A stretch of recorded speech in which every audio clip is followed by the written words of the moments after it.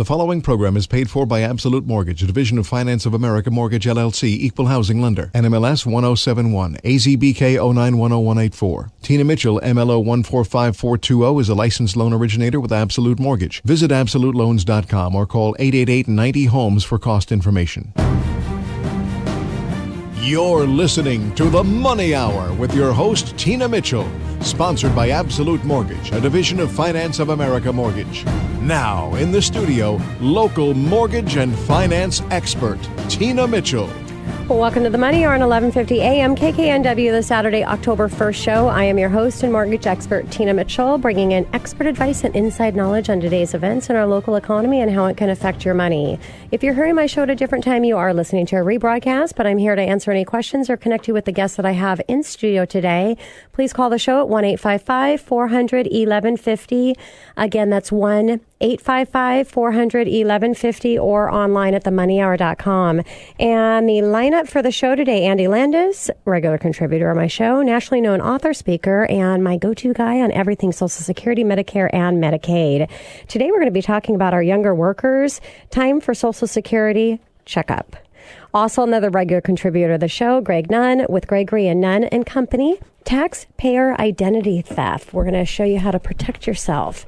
And last guest in studio, first time in studio, very excited to talk with Melissa Irons with Iron Brothers Construction, and she's also a member of the Master Builder Association. Remodeled home tour. Very excited about what they have going on there and to share it with my listeners today. Great information, great guest in studio. For more information on any topics discussed, please call the show at 1-855-400-1150. Again, that's 1-855-400-1150 or online at themoneyhour.com. And now for today's Money Chat. Money.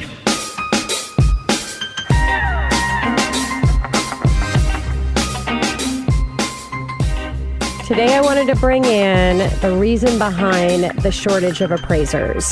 It's always nice to know the why behind the story, so to get an idea of what's happening, and then you can figure out a way to manage and work around this. So I'd like to share an article posted in CNBC, Realty Check by Diane Olick, and this was back on the 27th, that I thought could answer a lot of consumer and agent professional questions. What's going on with appraisers? So if you're out there right now and you're in the process of purchasing a home, definitely if you're a real estate professional, you're asking this question, what the heck? I've been in the industry for 20 years and I've never seen anything so crazy. Now, we're not talking about values. That's another conversation. Of course, there's some challenges supporting values on a case-by-case basis because there's been so much appreciation in the market. But really what today's Money Chat is about the turn times on the appraisals. Again, 20 years in the industry, and I've never seen appraisals taking this long. For me, on an average, maybe around 3 weeks. Sometimes you can see them come in a couple weeks. Sometimes they can take longer than 3 weeks. It depends on a lot of factors. But here's what I would suggest as a consumer. Be prepared to pay for a rush appraisal. Now, it's not part of the standard disclosure of the appraisal. It's an additional fee for a rush, and there's a signature that's required that you authorize that.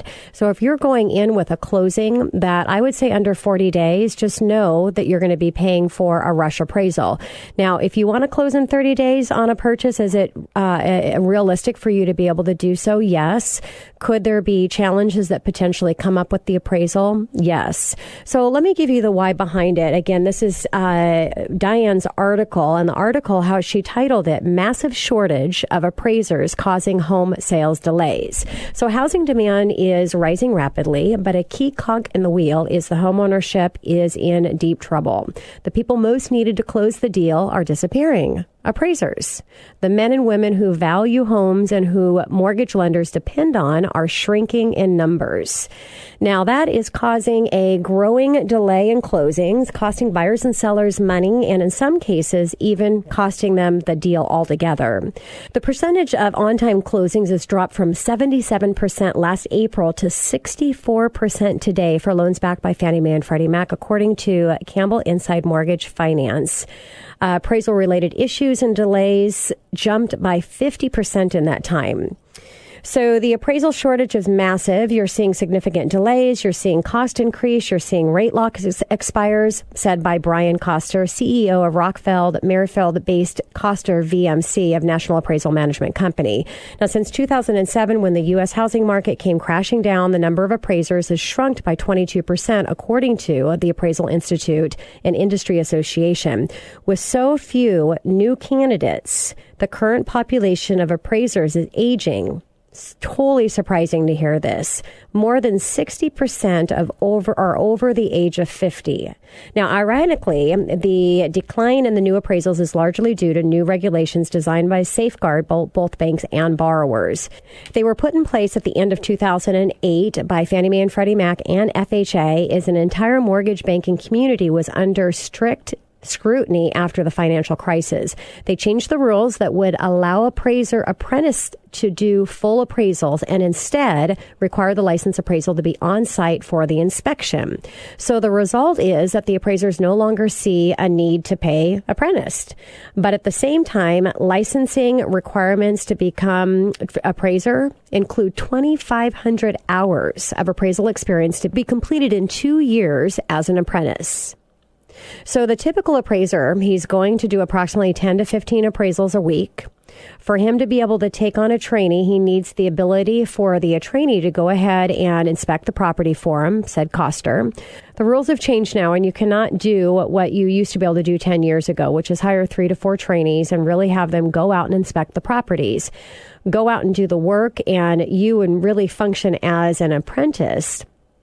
That market has been completely eliminated. So you can see here what the challenge is. The challenge is now the appraisers are having to do all the work themselves. It really doesn't make sense for them to hire to bring these apprentices in when they're actually not doing the work for them, but instead they're just shadowing what they're doing.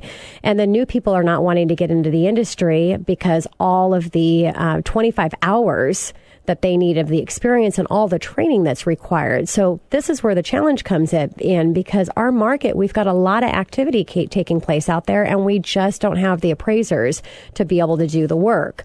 So changes in the appraisal system are being considered, but there is currently no short-term fix.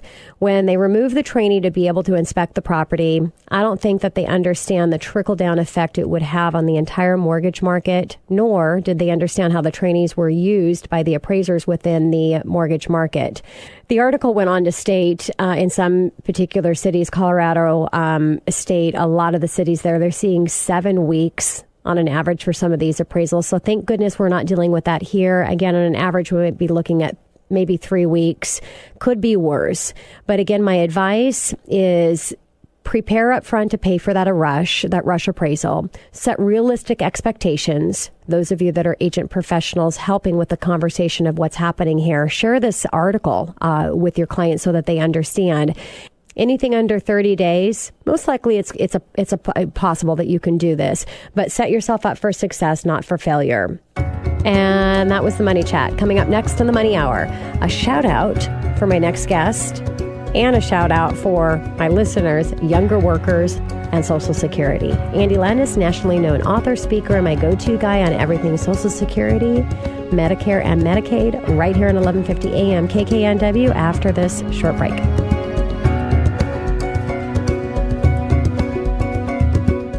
Have you recently purchased a home and are wondering how you can make it your home with a fresh new design on a budget? If so, we have the answer. Go visit the Design Center at Staging and Design Network. You'll have access to award-winning design services, new and used furnishings at up to 50% off retail, and membership is only $60 a year. They work with thousands of interior designers and professional home stagers. They also create model homes for high-end builders. Go online to staginganddesignetwork.com, all spelled out, and become a wholesale member or visit their showroom in Kirkland. The address and directions are listed on their website. It's located in an industrial park where you would never expect. You'll consider Staging and Design Network a hidden treasure after your first visit. This is Tricia Tomlinson with Staging and Design Network. Our phone number is 425-272-4430. That's 425-272-4430. And you can find us online at www.staginganddesignetwork.com, all spelled out. You bought it, but do you know how it works? We're talking Social Security, the biggest mystery in your financial blueprint. Now, move from mystery to mastery with the new book, Social Security, The Inside Story. Author Andy Landis has helped thousands of people just like you master Social Security. Hi, this is Andy Landis. You can learn more at my website. Go to www.andylandis.biz. That's andylandis.biz. You're listening to The Money Hour with your host, Tina Mitchell. Sponsored by Absolute Mortgage, a division of Pinnacle Capital Mortgage Corporation. Now, in the studio, local mortgage and finance expert, Tina Mitchell. Welcome back to the Money Hour with your host and mortgage expert, Tina Mitchell, right here at 11:50 a.m. KKNW, the Saturday, October 1st show. It's a great day to talk money. That's why I'm here with you, and what the show is all about, how to make money, save money, and build a better quality of life for you and your family. If you're hearing my show at a different time or day, you are listening to a rebroadcast, but you can always call the show at 1-855-400-1150 or go online to themoneyhour.com.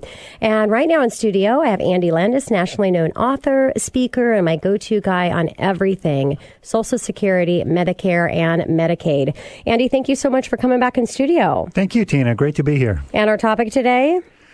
Social Security checkup time for younger workers. So if you're young, you definitely want to stay tuned in and listen to my conversation. You'll be surprised. You will be surprised. And a little bit about Andy. Andy Landis is one of the nationally foremost authorities on Social Security and Medicaid. As a nationally known author, speaker, and consultant, Andy is an author of the best-selling book, Social Security, The Inside Story, called the Social Security Bible, and available on Amazon. He is a regular blogger for Wall Street Journal, Market Watch site. He's appeared on TV, Fox Business News, and PBS, and is a frequent guest on radio, including my show, The Money Hour.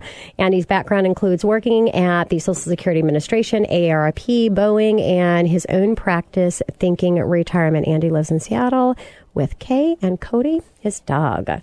So, Andy, what does a typical Xer or millennial think when they look at their pay stub? Well, first, you're probably really happy to have a job and a pay stub, which is pretty cool. You might want to frame that thing. But then you start looking at the deductions and you go, hey, where'd all my money go? Especially when you see that big FICA deduction, Tina. Mm-hmm. And so what do the younger worker think about when you're talking with younger people? What are they thinking about Social Security? Well, mostly they don't at all. I mean, I didn't when I was that age, right?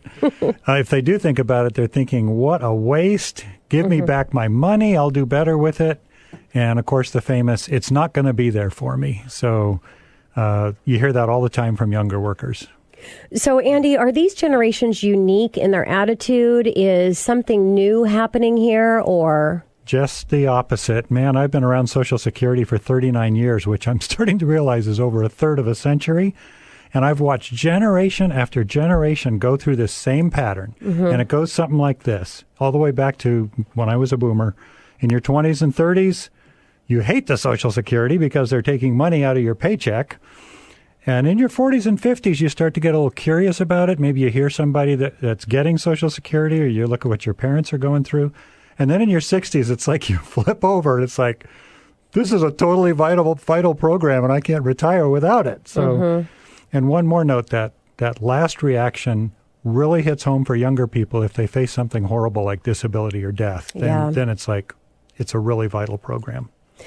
So how do you answer the question, what's in it for me? The WIFM. The WIFM question. I think of Social Security as paycheck insurance. You pay your premium with your payroll deductions, and then that buys you a complete package of worker benefits like you'd expect from a big employer. Retirement benefits, disability, life, health insurance. And then if your paycheck stops for one of three reasons, retirement, disability, or death, heaven forbid, that's when Social Security pays you back. And that package of retirement, disability, life, and health is the foundation of everything you do financially. Mm-hmm. Everything else is built on top of that. So, Andy, why should people care? Well, it sounds remote when you're a younger worker, but I've worked with thousands of young people where disaster does strike, and then the Social Security becomes absolutely the most important thing in their life because stuff happens. You never know when you're going to need it. In fact, Social Security says if you take 100 workers at age 21 and you track them all the way through their career up to retirement age, over those years, 30 of them will be disabled and 20 of them will die. Wow. Yeah, it's pretty awesome. So all of the disability and survivor benefits are aimed at younger workers if something happens to a younger person. We're not talking about retirement. Yeah. We're talking about stuff that happens to you during your career. So I hate to bring it up, but just imagine the worst. Suppose something happens to you. What if you're sick and you can't get to work for a year or more? How are you going to pay your bills? Or if you have kids, heaven forbid, but how are they going to get by if you're sick or injured or you pass away? So I've talked to, like I said, thousands of people in exactly those situations in their 20s, their 30s, their 40s. And I can tell you Social Security really works to take away some of the pain when those horrible things happen. I would say prepare for the worst, just focus on the best. I agree, absolutely. So let's talk about the cost and how good of a deal this is. Well, if you include the Social Security and Medicare together, it's 7.65% of your paycheck. Okay. With a match from your employer, which who gets a 100% match on their employee benefits? Yes. That's crazy. So for the average worker, that's about $3,300. Sounds like a lot, plus a match from the employer. But if you just look at the retirement benefit alone, let's say your retirement age and you have a non-working spouse, you'd have to save $750,000 to match what Social Security is going to pay that couple. Wow. It's a stretch. I mean, that's pretty cool. But that doesn't even count the disability, life, and health insurance that you're also buying. So I'd say you're definitely getting your money's worth when you look at the whole package. It's an awesome insurance deal. I've worked in a private benefits department, and I've talked to a lot of insurance people, and I don't think there's any way that you could duplicate that same package in the private sector. Agreed. So, Andy, a lot of younger people are asking, is Social Security going to be around? Aren't they going to be broke? How do you answer that question? Yeah, remember that thing a few years ago where young people thought they were more likely to see a UFO than a Social Security check? Missed that one. Yeah, pretty cool. So it's a lot better than that. It's a lot better than what you've heard from the general media. For one thing, Social Security is still running a surplus. It was $23 billion last year. So they're still running in the black. And they can pay all the benefits that are due through 2034. Which sounds pretty far away, but it's really not. So if Congress does nothing between now and then, which is possible, then there would be an automatic 21% cut in Social Security. It wouldn't go away. It would just be cut. So if you look at a worst case scenario, 21%, it's not that bad is what people think. Yeah, it's not like there's not going to be anything there. And I think that's really the challenge for younger workers right now is how are you going to fill that 21% gap? How much are they willing to pay in taxes or cut from benefits to fill the gap? And the question comes down to what do you want Social Security to do for your generation going forward? Every generation has had to answer that question all the way back to the 1930s. You know, what do we want it to do? And they've modified it for each generation. So that's the challenge coming up. So, Andy, how is Social Security different from other worker benefits, especially when we're talking about retirement plans? Really different. For one thing, only about 50% of jobs have any retirement plan, including 401ks and that kind of thing. Pensions are pretty much gone. Savings plans like 401ks and 403bs haven't really panned out. They're complicated. There's too many things that can go wrong, like people don't save enough, which is classic. They invest poorly or the market goes south, no fault of theirs. Investing rules mean sometimes you can't take that 401k money with you to the next job. So by contrast, Social Security is totally simple. It's all automatic. It's totally portable to 95% of jobs in the U.S. And it generates something that's totally understandable, a monthly check for the rest of your life. So it's just so much simpler than your typical worker package from an employer. So, Andy, on what we've talked about so far, can you summarize this for my listeners? Yeah, probably one key thing I said was that Social Security is the foundation of everything else you do. It doesn't matter whether you're doing estate planning, life insurance, disability planning, any of that starts off with your Social Security.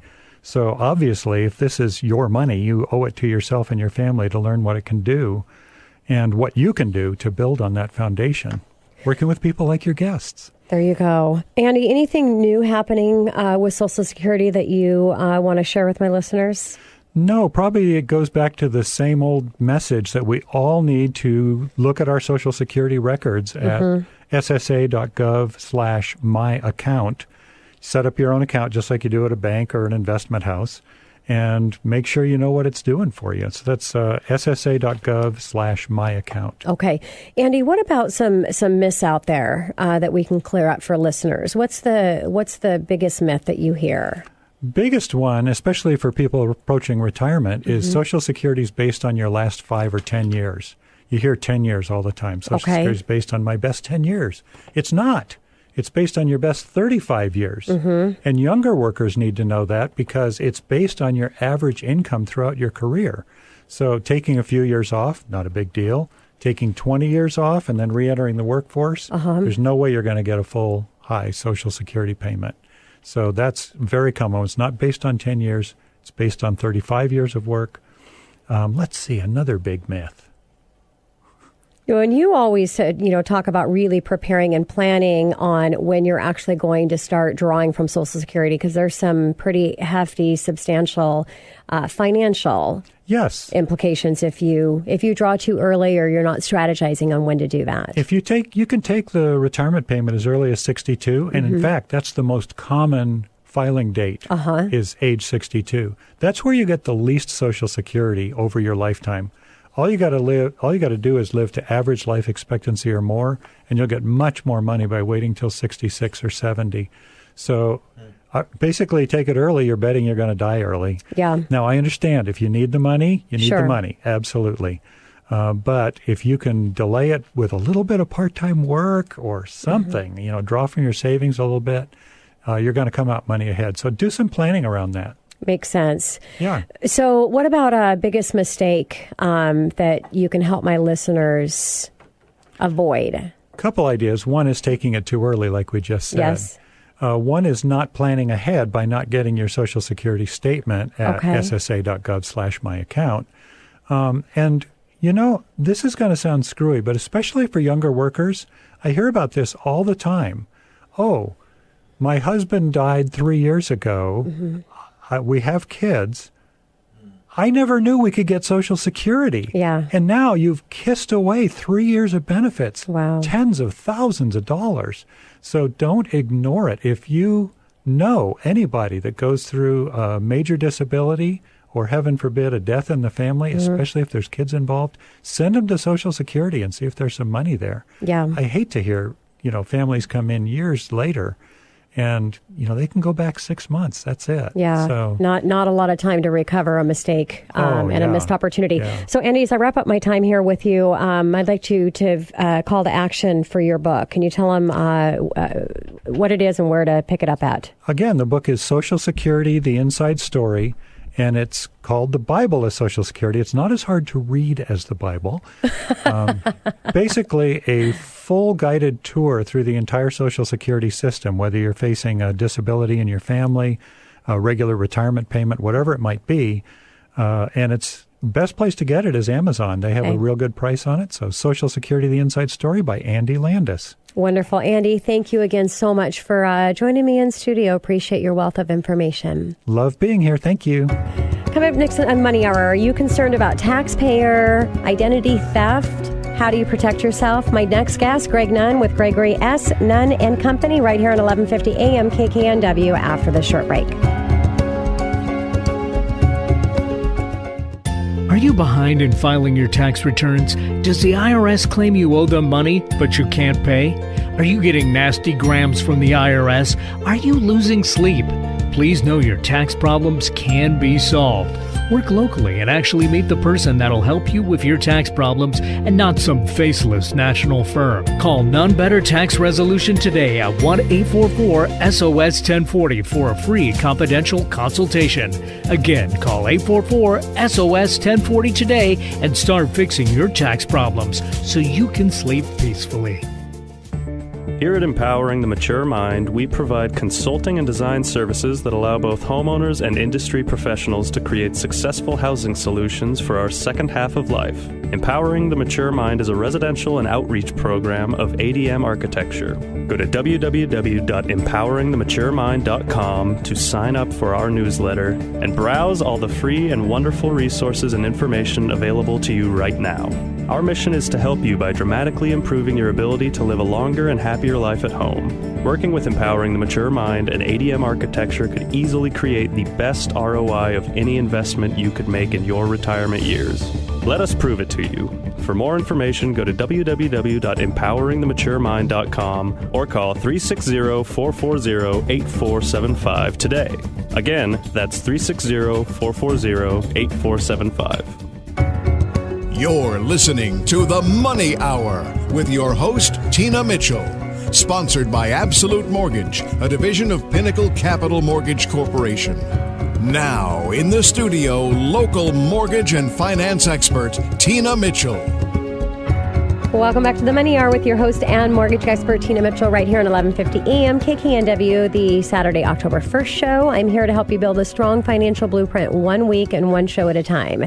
If you're hearing my show at a different time or day, you are listening to rebroadcast. To talk with the guest I have in studio or chat with your host, me, you can call the show at 1-855-400-1150. Again, that's 1-855-400-1150 or online at themoneyhour.com. And in studio right now, I have Greg Nunn with Gregory S. Nunn and Company. We're going to be talking about taxpayer identity theft. Greg, thanks for joining me back in studio. Tina, it's great to see you again. And a little bit about Greg. Gregory Nunn is the founder and principal of Nunn Better Tax Resolution in Redmond, Washington, the first firm of tax resolution specialists in Washington State. His passion is helping people that find themselves in a predicament when the IRS due to failing to file tax returns and or not paying what the IRS claims that they owe. He represents these troubled taxpayers vigorously before the IRS. His practice also provides tax preparation, tax planning for individuals and businesses. Fortunately, I haven't had any issue with my taxes. Greg represents me, so he represents troubled and untroubled taxpayers. Gregory is a licensed CPA in the state of Washington and been in the industry for over 30 years. He's a member of the American Society of Tax Problem Solvers, the premier association of professionals helping troubled taxpayers. He has received the Top Practitioner Award for the American Society of Tax Problem Solvers. He's also a certified tax resolution specialist, and Greg has published a book titled Solve Your Tax Problems Now. So, Greg, everybody is familiar with identity theft, hopefully not from personally experiencing it, but this is a special identity theft that we're going to talk about in your arena, and that's taxpayer identity theft. Correct. So how many taxpayers experience identity theft? Well, this is an old statistic, so we can assume that it's quite a bit more than this number here. Back in 2013, it was estimated 2.4 million taxpayers experienced identity theft. And these conniving folk received $5.8 billion in fraudulent tax refunds. Wow.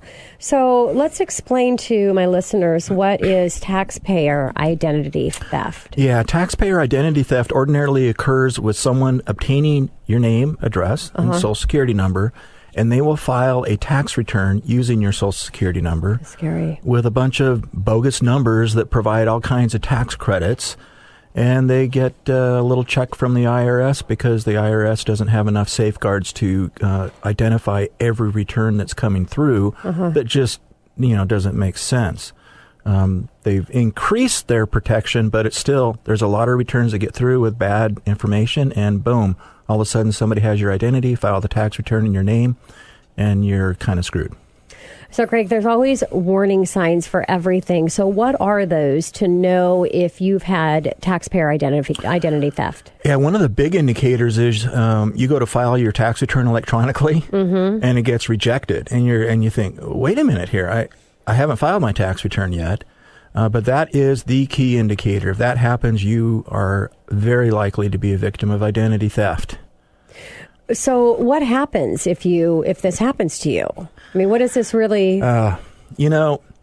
It is a very frustrating and unfortunate circumstance for people because it totally puts your life kind of upside down. Yeah. not only have they stolen your taxpayer identity, but they're probably reselling your identity to other brokers that are going to go out and try to do other fraudulent thing with your information. And boy, the IRS, unfortunately, is not like calling up a company and saying, hey, cancel my credit card, and within, a few seconds it's done. Yeah. With the IRS, to get your identity theft identified, taken care of, and resolved, it can take 6, 7, 8, 9 months. That is crazy. So when you notice that this has happened, obviously the first thing you do is notify the IRS. And Absolutely. how are you doing that? Yeah, you either call the IRS and they go to their website and they have a special section there for identity theft, and you can call a number. Having said that, though, the best and quickest way I can tell you is contact your professional preparer. Yes. Because they can get through to the IRS much quicker. They know the process on what to do to get this thing resolved, and can help you get it done really much quicker and more streamlined, at least getting the initial information to the IRS until they get it and sit on it for several months. So there's got to be a record. You've made the call. You've taken care of it as soon as you noticed it. What's happening during that 6, 7, 9 months when things are still going on? Is there protection there for the taxpayer? There is. The IRS will discontinue anyone to be able to access your account. Okay, that's good. And at the same time, you should start contacting all of your credit people, your credit card company, the credit bureaus, and notify them that you have been a victim of taxpayer identity theft. Okay. Just to protect yourself from other issues that might come up, and all of a sudden you realize you got all these charges on your credit card you didn't make. Yeah. So take the day off. Make sure that you're notifying everybody what's happened. Makes sense. I gotcha. So let's talk about protection or preventing this from happening. What can you do to reduce your risk? There really is a lot that you can do to reduce That's your good risk. News. Okay, let's Very talk much about so. them. Having said that, Oh no, I hate it when you say however. in today's society with social media, a person can gain so much information about who you are by just looking at your Facebook. They want to be able to identify your address. They want to be able to identify your maiden name. They want to be able to identify where you've worked, who your friends are, who your family members are. And from all of that information, they can start developing a profile of Tina Mitchell or Greg Nunn or anybody, and figure out exactly who you are and obtain your identity. Probably every one of us. Don't use my name, Greg. In this room or listening to this radio program have had their information breached and don't know it. Wow.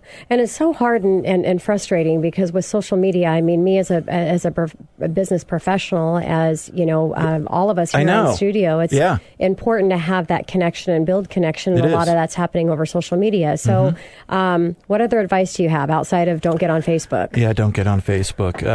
There's other things you can do, and that simple stuff. But simple doesn't mean that we do it, right? Protect your Social Security number. If people or somebody asks for it, ask them why they need it. Keep your Social Security card safe, like in a locked safe. Yeah. Don't keep it in your wallet or your purse. Yes. You're asking for trouble. Another thing is, of course, is secure your computer as best you possibly can. Keep your antivirus, your malware software updated. Don't have the same password for change everything. Passwords, use sophisticated passwords. All of this stuff is inconvenient. We know that. Yeah. But if you want to, kind of cruise on the edge of identity theft possibility, just don't do anything. Yeah, and I think when you're hesitant of doing the things that you know that you should do, really think about the risk if you don't and the benefit if you do, right? Precisely. And that hey, let's be practical. We're not going to become paranoid and watch every little thing we do. That's the hard part. No, but you can do the simple things, the common sense. Yeah. Exactly. Yeah. So, Greg, what if one of my listeners receives a threatening call from the IRS? What do they do? What does that mean? Here's what happens. This is amazing. These people will call claiming they're with the Internal Revenue Service. They're not. And they start behaving extremely aggressive. The IRS will not start behaving extremely aggressive. It actually is them. And these scam artists will threaten you with coming out and arresting you, that there's been a warrant issued for your arrest, and the sheriff's going to come out and put handcuffs on you and take you away to jail. That kind of stuff scares people. And I can tell you, probably, a lot of us have heard these phone calls, and I myself have, and I know they're scams, but it's that human response where you go, oh my gosh, really? Because it's so. And what are they saying on the phone when they're calling you and making these threats? They're wanting to get information from you? They're wanting to get information from you. A lot of them, they're just trying to get money. Hey, give us your credit card number and we can take care of this for you right now. Or go down and get a prepaid cash card and issue that cash card to us and send it off. These guys are very much very professional con artists. So hang up the phone and call your tax. Hang up the phone, or you can be like me and play along with them for a while and then let them know they're full of it. Most people probably that would not be the good advice. No, that's probably not good advice. Hang up the phone and call your tax professional. Now, this is crazy, is that because of all these phone calls, these scams going on, the IRS, of course, has published many, many times saying, hey, we're not going to contact you and we're not going to talk to you that way. And these guys, they're not stupid. They go, okay, well, we're going to start sending out mail now. Okay, so what happens when you get the mail? So a person can get a piece of mail, get it with a document that looks so official, like an IRS document, that they believe it's true. However, those of us that are in the industry can look at any one of those and notice where the problems are in that document. And they'll do the same thing. And that is, call this number. We'll take care of it. Part of the challenge is a lot of people that have tax issues, it becomes public record. Yeah. So if you have a notice of federal tax lien. So that's scary if you've got issues because they're actually targeting you because you've got something going on. Wow. That's correct. So just I guess a takeaway here is any type of mail that you receive, phone call, talk to your tax attorney, your tax professional. Absolutely. Let them address. They'll take it from there. That's what you're paying them for. And that way you're not going to make any mistakes. So, Greg, what about any type of taxpayer identity theft, insurance or monitoring companies? Are there anything like that available? I'm unaware of any that I would suggest or recommend. The key thing is just watch all of your data, watch your bank statements, watch things coming through on your credit card. File your tax return early in the year actually is a very, very good defense. Okay. Because a lot of these scam artists will do it later in the, as early as possible. But if you get in there, say January, February, you're probably going to be ahead of them. Thank you, Dave. Dave, my husband, he's probably your first client that comes in. Oh, yeah. Preparation here for comes, our here taxes. Comes Dave. Here comes Dave. So what IRS, this is powerful, who they are. Can't they do something to make this better or to fix this issue? Are they working on any solution?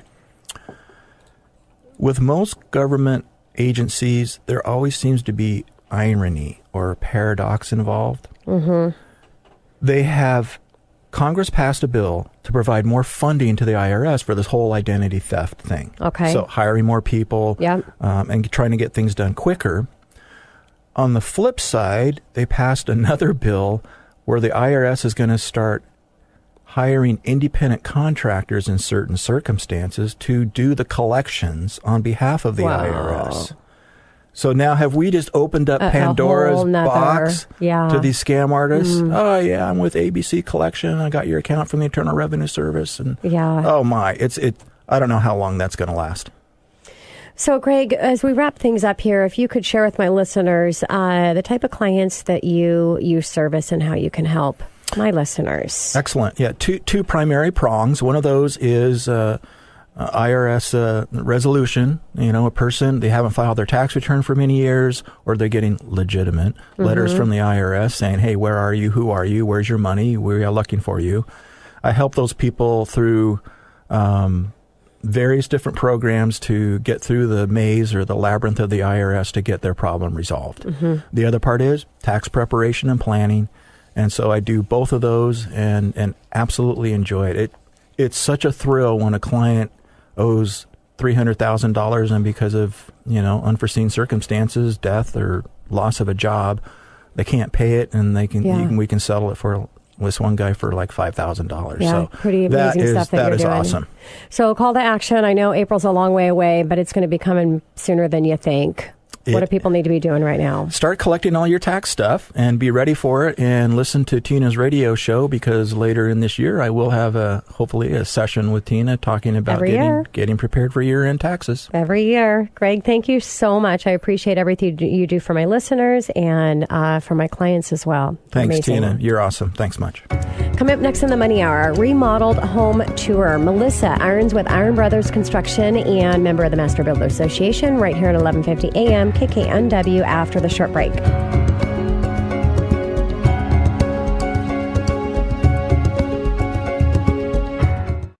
In today's competitive real estate market, buyers who are a day late miss out.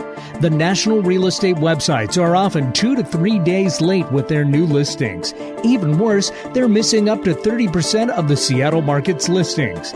To be a competitive buyer, you need direct access to MLS listings the first day they're available.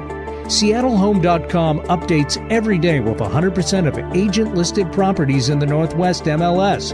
That means you'll always see the newest listings first. Don't miss out on that perfect home. Find it today on SeattleHome.com.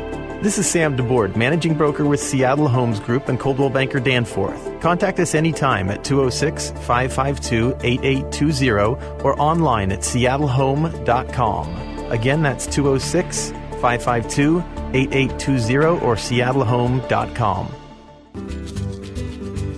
So many people in the real estate industry are more concerned with telling people what they want to hear. Liz Johnson believes honesty is always the best policy, even when her clients might not want to hear the truth. Liz Johnson believes they deserve that. A foundation built on trust is of utmost importance to Liz Johnson. When it comes to your home and money, you are owed nothing less than the truth. With over 11 years of experience and over 250 properties sold, Liz Johnson's experience speaks volumes. To know how Liz can help you in King or Pierce County, contact her today at 253-670-0357 or by email at liz@thelizjohnsongroup.com.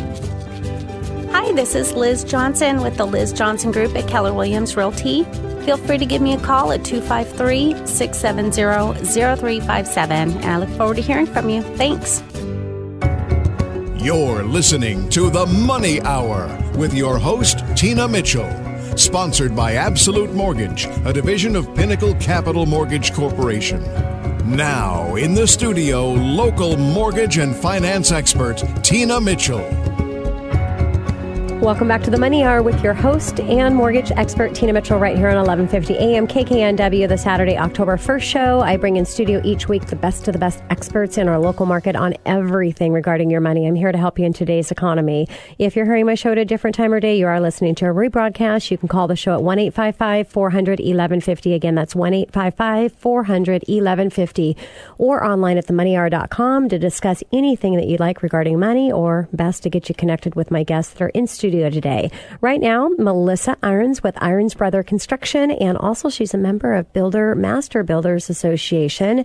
Melissa, thank you for joining me in studio today. Thanks for having me, Tina. And excited to hear all about Remodeled Homes Tour. That's a conversation I'll have with Melissa. But first, a little bit about Melissa's background. Melissa's been controller and office manager of Irons Brothers Construction since 2005. In addition to being a mother of two girls, Venetia and Samaria, Melissa uses her background in nursing, management, and customer service to keep the office systems running smoothly.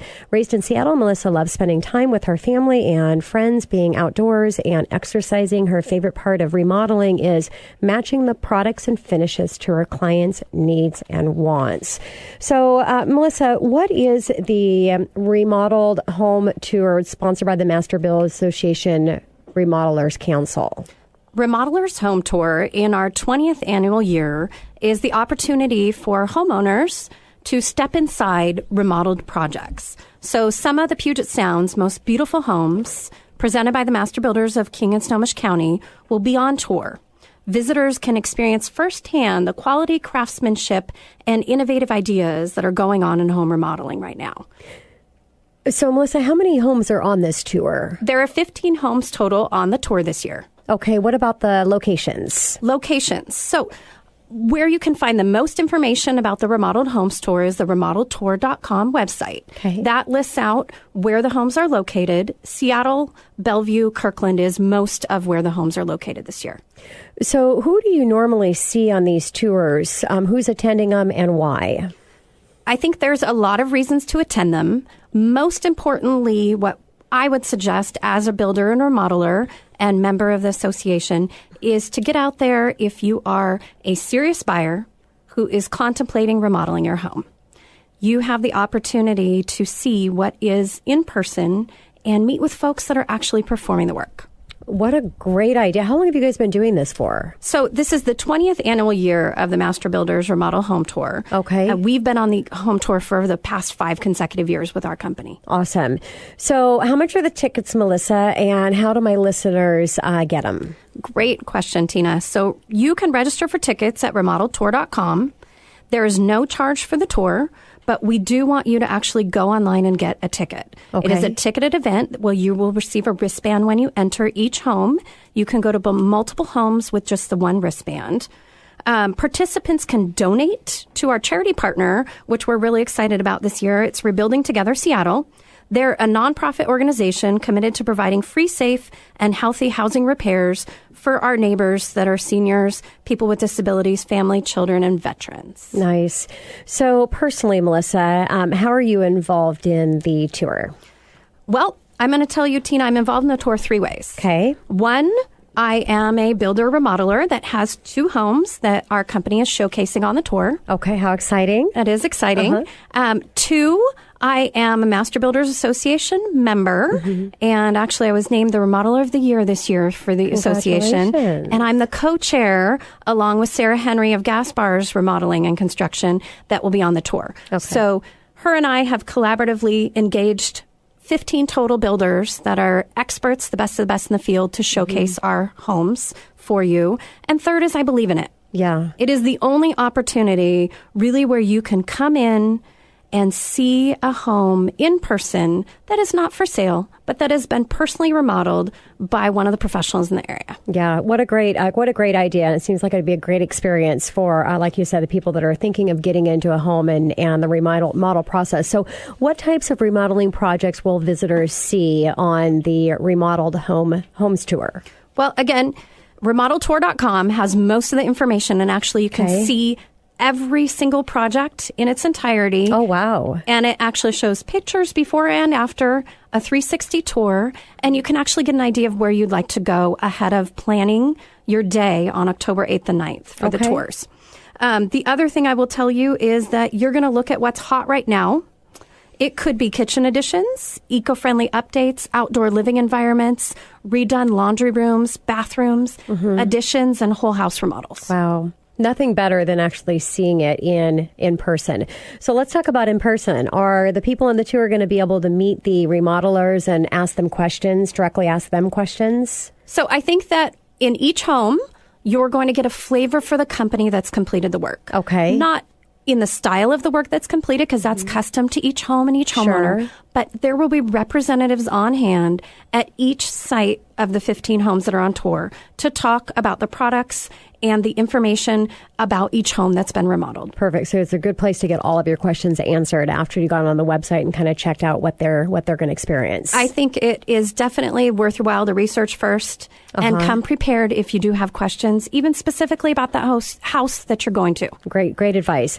So when should homeowners hire a contractor versus doing the work themselves? Great question, A lot Tina. of people make the mistake of doing themselves, right? And I wouldn't say it's a mistake.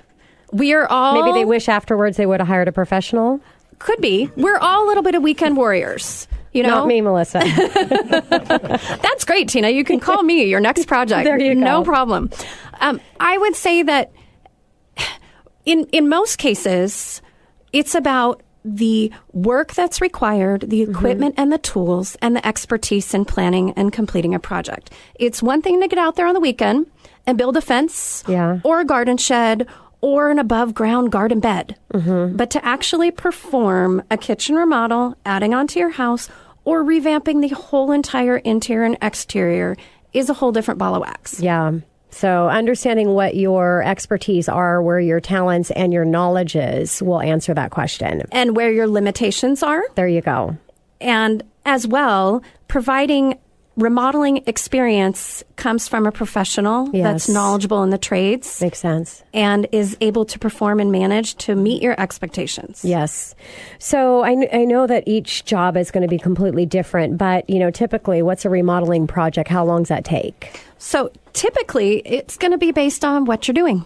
Okay. So you will see on each of these homes on remodeltour.com different types of projects. That means that there's different outcomes and different timelines involved in each project that's undertaken. So specifically, I would say the key point I would hit home is, and most of us would tell you this in the remodeling professional industry, it takes just as much time to plan your project up front before we break ground for construction. And that's the thing that most people forget.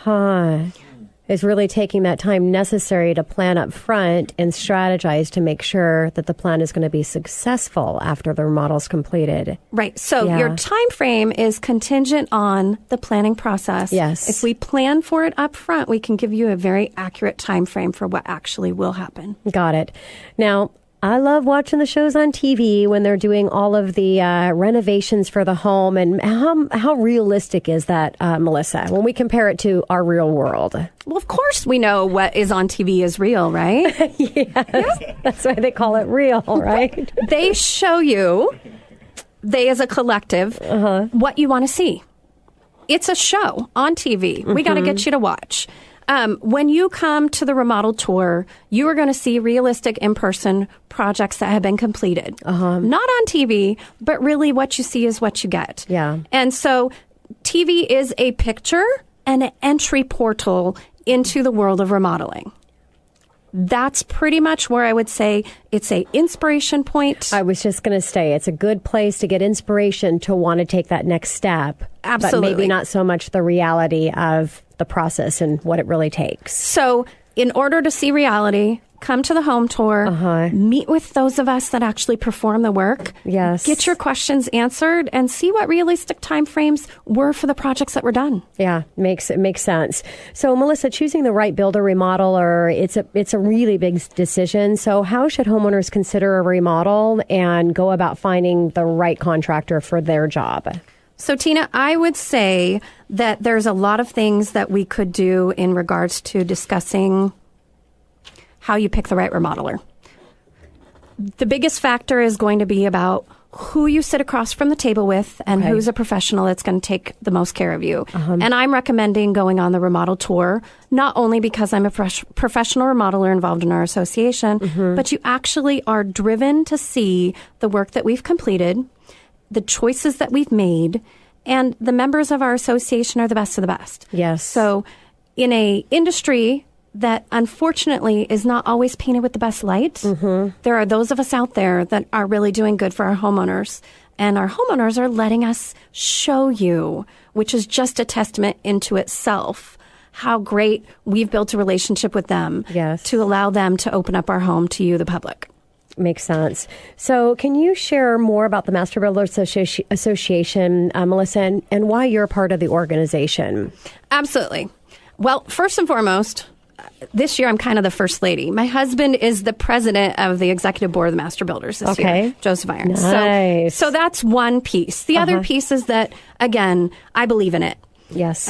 We are professionals in our association. We want to take care of each other as professionals and really showcase the work that we do. As an association, our members are given further education, instruction, and resources to help each other build our businesses and make the best outcome for all of our clients. Yeah, and so you've answered my next question as well, is really the benefit from a member side, and you just said it. I mean, you're part of a community, you're part of the best, and people that are really passionate about what they're doing. You're all coming together to see how to best serve the consumer. So let's talk about the benefit from the consumer of Master Builder Association. So the benefit of the consumer, there's actually a lot of things, and this is a really good question. As an association member, the builders and remodelers are actually upheld to a code of ethics. Yes. So we actually provide a 1-year written warranty as part of our membership in the MBA as requirement for being a builder member. Okay. Wow. I didn't realize that. And that is not a state requirement. Okay. So we have stepped up above what Washington State is actually requiring of registered contractors to say, if you're going to be a member of our professional association, this is what we're requiring of you. Yes, yeah. There's a code of ethics that is followed. There's also a committee that reviews those issues that may arise with any of our members. Got it. And I'm a huge believer of Master Builder Association. Last week, I had Patrick in on studio. He comes in and visits quite often. And it's just really, again, a community and a place for consumers to go to find the people that they need that have proven that they have that quality work and, again, passionate about what they're doing. So, Melissa, will you do a shout out again for the website for the tour? How do people do their research to see what's going to be happening? So, again, mark your calendars. It's October 8th and 9th. Oh, I forgot to ask the date. Thank you. Free registration is at remodeledtour.com. Space is limited. There's only a limited number of visitors that can tour, and it's exclusive private residences. So reserve your tickets. Okay. Remodeledtour.com to see the 15 remodeled homes. Wonderful. Melissa, thank you so much for coming into studio. I look forward to having you back again in the near future. Thanks so much. I would love to come back. Thank you. This is your host and mortgage expert, Tina Mitchell, signing off for the day. Enjoy the rest of your weekend, everyone. Thanks for listening to the show. I will be here same place, same time next week right here on 1150 AM KKNW.